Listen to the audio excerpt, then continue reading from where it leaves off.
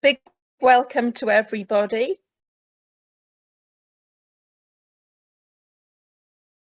I'll be chairing the first session, and we have as our first set of speakers Campbell Price and Molly Osborne. I know them both. Probably known Campbell for a few years and Molly for a few years too, but a few less. And they're going to talk about Wellcome at Manchester Museum. Campbell Price studied Egyptology at Liverpool and is curator of Egypt and the Sudan at Manchester Museum. But he's also a very important person because he's the chair of the trustees at the Egypt Exploration Society. Molly Osborne is also a very important person because she's going to speak to us today. She studied Egyptology and Classics at Swansea University, and she's just finished her MA in Art Gallery and Museum Studies at the University of Manchester. So over to them now. They're going to take us through the collection at Manchester. Great, thank you, Carolyn. Thank you for that introduction. Hello, everyone. It is always an absolute pleasure to be in Swansea, but we're not in Swansea today. So what's going to happen is I'm going to give a little bit of an introduction, but the real, the meat of the presentation is going to be by my colleague, Molly Osborne. So great to be a part of this event. Although I didn't see all of yesterday's presentations, I learnt lots. And in my memory, Carolyn can back me up, there has been an appetite for an event like this for about 15 years, where everyone would get together and talk about their Wellcome stuff. So thanks to everyone, particularly to Ken Griffin, for being the Wellcome enthusiast in chief. So Manchester Museum needs relatively little introduction. Very big university collection. In fact, the largest in terms of number of specimens. We have over 4.5 million specimens, making it the largest university collection in the United Kingdom. And so a big component of that, as you will see more of in the later handling session, is material from Egypt and Sudan. We have around about 18,000 pieces from ancient Egypt and Sudan, making it one of the largest collections in the UK. When I started at the museum 10 years ago, almost exactly, gosh, 2011, I was encountering lots of archival material, and that really obviously has been a theme of this conference, reassessing not just objects, but their archival traces. And I remember speculating on the date of this picture. There are other pictures in this set that show cars and people, fashions, and so we couldn't decide whether it was anywhere between the late 1950s or the 1980s until just in the last few days I established that this one's for Ken because there's a Rekete bird in there, supposedly. This stela of a chap called Pen Iu M Iteru, what a beautiful Egyptian name, is clearly what is shown, and this is one of our Wellcome Steely, and Wellcome Steely will be covered in more detail by Molly. So this dates this picture because our Wellcome donation arrived in the early 1980s, and the galleries were redeveloped and reopened in 1984, the year I was born. So this must be the years 1982, 1983. Just by way of introduction, before Molly goes a bit further, in terms of, we have an anthropology collection that also has material from Wellcome in it. But in terms of ancient Egyptian material, we have 484 individual records. That's all I'll say. Individual records on our Key EMU databasing system. Most of those are little pottery lamps, like you see, but there are some pieces, I hate to say it, of greater Egyptological interest. So this is one piece which I had a very interesting discussion with a colleague from UCL, Kyle, who's talking later, about a stela which is attributed to Coptos. Perhaps Petrie was involved, I'm not quite sure.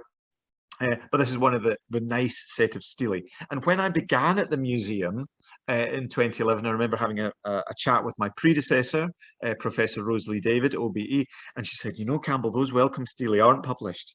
Nudge, nudge, wink, wink. Needless to say, I've not got round to publishing any of them yet, but that is one of them. Molly will say more. I just wanted to highlight this piece, also by way of introduction and before I hand over. This was not a piece that Molly was particularly concerned with, but it has been examined recently by Dr. Angela Tooley as part of her work on female figurines. Very interesting, typologically significant piece, misdated, misunderstood, all the rest. But it was given what we call an archaeology year session. So that's the year it entered the books, 1984, and it was the 57th item there. It's interesting, and I'll show it in 3 dimensions when I do the handling session at 2 o'clock. It's interesting, it comes from Wellcome, but he bought it through the McGregor sales. And so Angela has done work typologically, but it's interesting to see what kind of material Wellcome was interested in. And I know this has been mentioned previously and no doubt will be discussed further. So without much further ado, I will say Molly Osborne is a wonderful and enthusiastic student. About a year ago, our registrar here at Manchester Museum highlighted the nature of the Wellcome Steely collection at Manchester Museum as a loan. And she wanted more paperwork in this. And so when Molly got in touch and asked, would you be willing to take a student as a placement for a few weeks from Art Gallery and Museum Studies, normally I would say, we're busy, we're closed. If there are other things on, we tend to have limited capacity. But as it happened, Molly had studied at Swansea, knew lots about Wellcome anyway, and so she was absolutely the perfect person to do the research she's about to tell you about. So, Molly, do you want to share your screen? Yes, I will now. And I'll naff. Right, I'm really bad with technology, so it will take a second. Can everyone see? Yes. Okay, that's a good sign. Oh. Thanks, Molly. So, good afternoon. I'm Molly Osborne. As Carolyn said, I used to be an Egyptology and Classical Civilization student at Swansea University until I graduated last year.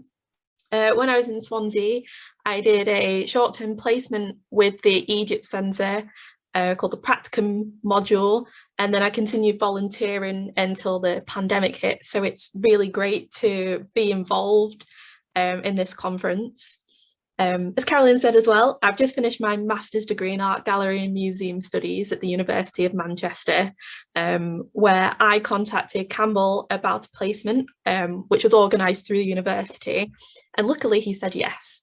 I was fortunate to do a virtual placement looking at a selection of Wellcome Steely and casts, which were housed at Manchester Museum.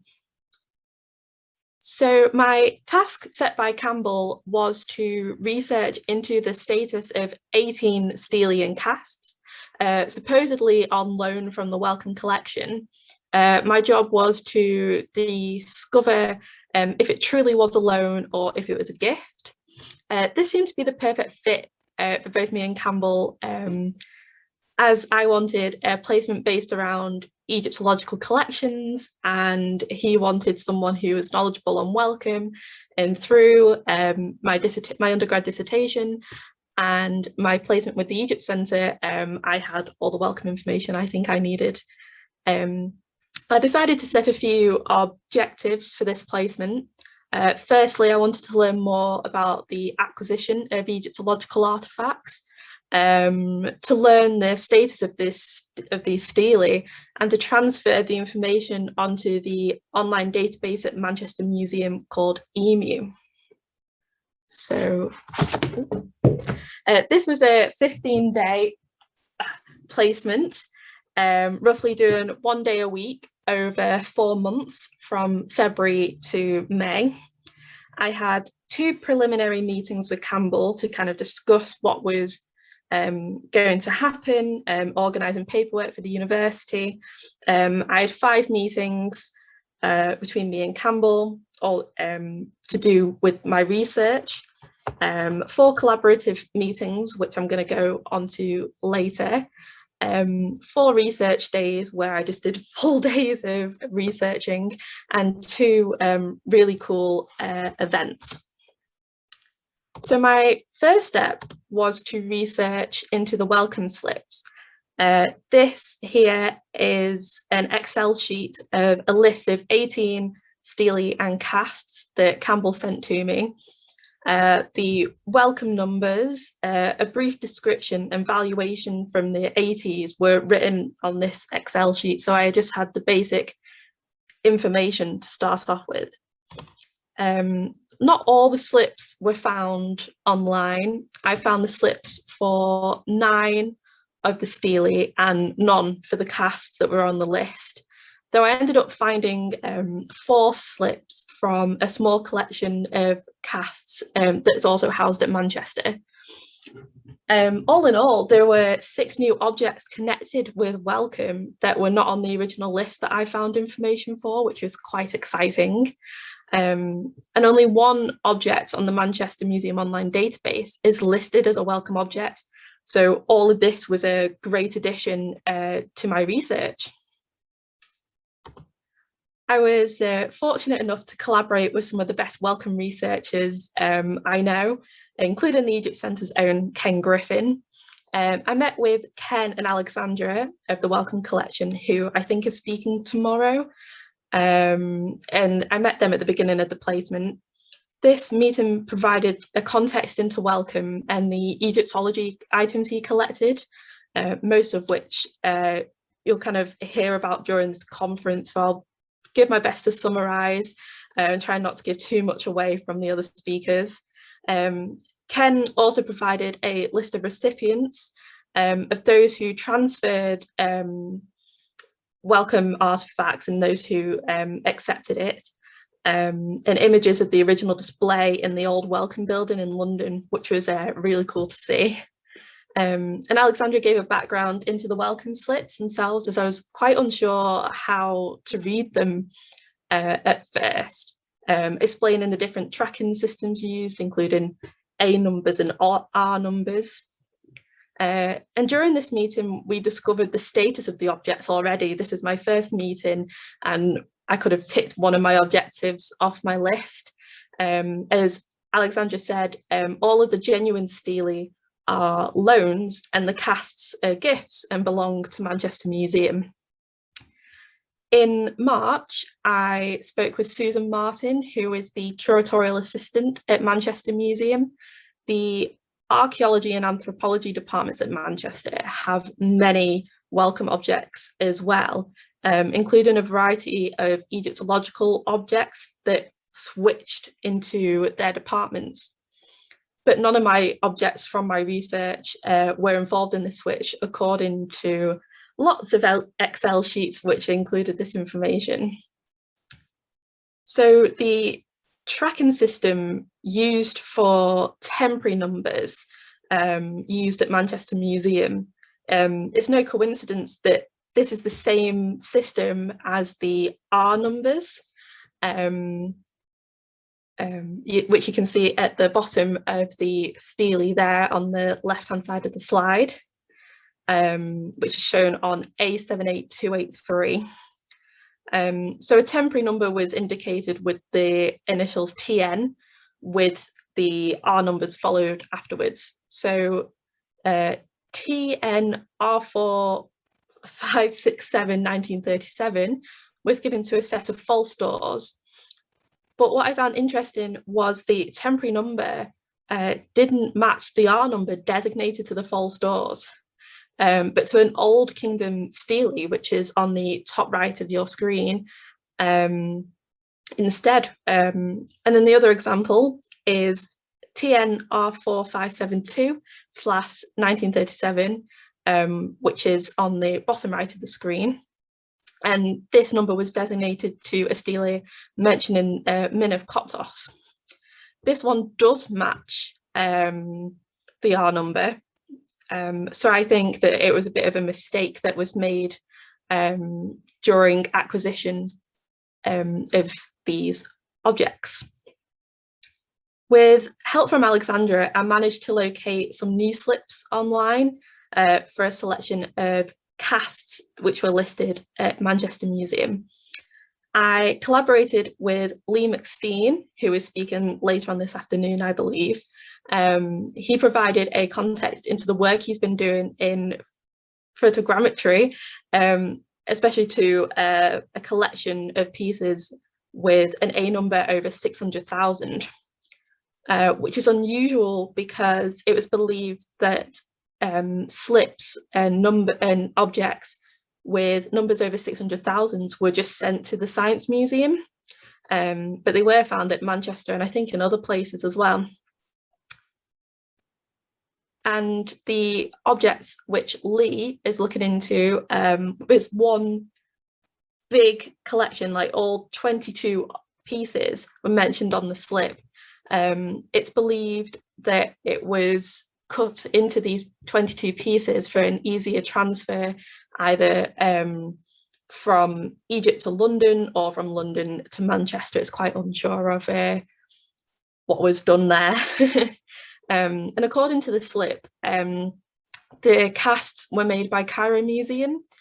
It's unknown whether Wellcome asked for these casts to be made personally, or whether they were made and he collected them when he travelled around Egypt, or if it was through his chief curator at the time, called Johnson Saint. And yes, my final collaborator is Rosalie David, who was the curator of Manchester Museum at the time of acquisition. And she met us over Zoom in May. And she provided an insight into what the collection was like when it was part of the Wellcome collection, and even saw some of the objects on display at the Wellcome Institute building in London. What she said also supported the content of some of the letters that were found in a document that are shown on the Wellcome collection website as well, so you can read through all these letters. She told us that museums sent request forms for objects they wanted in their galleries, and then they received letters back declining or accepting their offers. And Rosalie told me that she really fought for the objects at Manchester by explaining how much they needed them, what objects would go on display, what objects would be used for research, with it being a university museum. And she received all of the objects that she inquired about as well, which I think is amazing. But the entire collection took around 1 year to be transferred to Manchester. I just want to briefly explain an event I went to, the Transcribathon held by the Wellcome collection.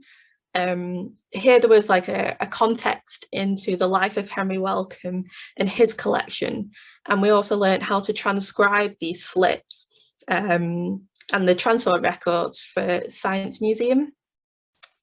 There were some questions of whose names were on these slips, as you can see in the example on the slide here, Mr. Wilkes. And I learned from this event that some of the names on Wellcome slips were those who represented Wellcome at auction, but sometimes they did use pseudonyms. The transit records are the missing link for transferred objects. The reason for transfers included discussions over objects and cataloguing and what should be sent where and things. If an object had a number over 600,000, like some of the casts, we need to know the former A number, which is in the top corner of the slip, to trace provenance information in the archives.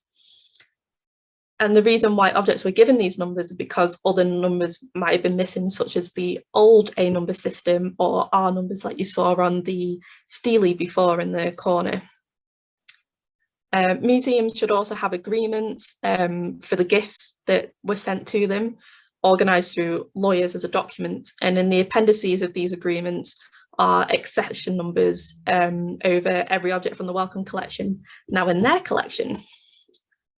I also learned through this event how some of these slips were transcribed, and I believed that what you see in front of you in the bought off section was a reference to a book, and I was kind of half right in the sense that they are the auction catalogues. So I'm just going to quickly go through it now, saying that this object, A78283, was bought from Sotheby's. It was lot 233 and was bought on the 12th of November 1928. I also attended a lecture in April hosted by Manchester Ancient Egypt Society, and it was by Lee McSteen, who was explaining his work in photogrammetry in more detail, and he provided context for our meeting. And this was the first time I saw one of the casts I was researching into, so it was really exciting to attend that lecture. Oh, and this is the Steely for the slip that you've just seen on the screen. You can see the R number in the bottom right corner there. So there were many challenges during this placement, with most of them revolving around the nature of the placement. Doing a virtual one due to the pandemic has been challenging for so many reasons, but my main difficulty was not having access to the objects and not being able to see them for myself. And after meeting Rosalie David, I learned that sometimes the information has been wrong. So when I've read the descriptions on the welcome slips, I can't trust my imagination of what they look like because it might have been wrong. It's also been difficult because a lot of acquisition details are on these objects. So transit labels and object numbers can be attached or written on the objects. So there could even be vital information on there that I could have really benefited from. I mentioned before that I saw one of the casts during Lee's lecture, though this cast is mentioned in the letters between the Wellcome collection and the museum, and not in the actual list that I was researching into, meaning that I haven't actually seen any of the casts from the loan agreement that were on the original list that Campbell sent me at the beginning of the placement. There was a short-term solution during the placement where, because it was strictly virtual, and when the restrictions lifted in May, I still wasn't allowed to go into the museum, but Campbell was, which was really lucky for me. So he took a couple of photos like the one you see on the screen, and he also found some documents where other slips were found and other vital information concerning the acquisition. So what you see here is the loan agreement between the Wellcome Collection and Manchester Museum. On the right-hand side is a list of the objects in which this agreement concerns, which are everything on the Excel sheet that Campbell sent me at the beginning.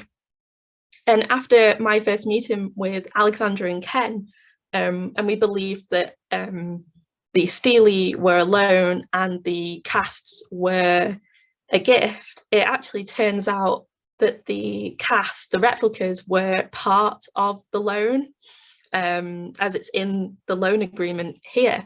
And it wasn't until a couple of days before I handed in my report where I found this key piece of information. So I was very lucky to run over all this again. So that was me and my placement that I've done over the last year. I just want to give a big thank you for Ken for allowing me to speak at this conference, Campbell for accepting my placement opportunity, Andrew Hardman, who's my course convener, all of my collaborators, and the Egypt Centre, because I wouldn't have gotten to Manchester if it wasn't for the work I did with the Egypt Centre and the reference I got from Sid. So thank you. And if you have any questions or anything, you can contact us here, and we have time for questions now, I think, as well. Yes, that's right. You have 5 minutes for questions. So if anybody's got any questions, could you put them in the Q&A? Thank you, Molly, for that talk. That was great. Nice to see you again as well. Yeah, you too. I was wondering, did you find it very different from the Egypt Centre collection in any way? Because you know that quite well. I just found it really interesting, to be honest, because obviously with Manchester Museum, they have a big connection with Jessie Hayworth. So there's more of a focus on that more than Wellcome. And it was just really interesting to bring all these objects into the light, really. And there's so much more that hasn't been documented yet or even found yet. And there's going to be some really exciting work. But I hope it'll have like the same status as the Egypt Centre does when it comes to Wellcome objects. And I suppose since your Wellcome objects were chosen and ours were sort of a potluck thing, that you may have had sort of more prestigious looking items, although that doesn't mean that ours are not as well. But oh yeah. Well, most of what I was looking at was Steely, but obviously I didn't see most of it until after the placement was officially over and with the odd photo that Campbell sent. So half of them I don't actually know what they look like, but it's absolutely incredible, some of the objects that I did see, and it was really cool going into the storerooms after the placement officially ended and actually seeing them. I've got a question as well. I don't know whether Campbell or you can answer it. It says, is the cat coffin from the first image on loan at the Museum of Wigan Life, or is it just a similar one? I think Campbell would have to answer that question. Okay. We'll leave that one. And was the Transcribathon helpful for understanding how to make sense of the Wellcome slips? Yeah, it was really helpful, because transcribing it, you really got an idea on how to read them. And obviously with working with the Egypt Centre, I knew a lot about A numbers and R numbers. I knew the basics, and I have worked with slips before when it came to my dissertation. But when it came to like the book references, and knowing that I was kind of half right on that, but how it actually contained information regarding the date and things, it'll be easier to track the acquisition of these objects. And there's even more that I learned from it. I wrote like a whole report on everything that I learned from that event. Hopefully they'll hold another one soon, because it was so interesting. I'd love to do it again and do some more transcribing if possible. Okay, I think we've got time for just a couple more quick questions. Somebody asks, has all the casts at Manchester listed on the loan agreement, or just some of them? And do you have any sort of a two-part thing? And do you have any casts with A numbers greater than 6,000? Okay, so the first part of that question was there were only 6 out of the 18 objects that were casts. What Lee is going to be speaking about, he is dealing with one of the objects with the number over 600,000. So it was just those 6 that were on the loan agreement. Any other cast that I'm aware of is a gift. So it's just those 6 that are a loan. The others are a gift.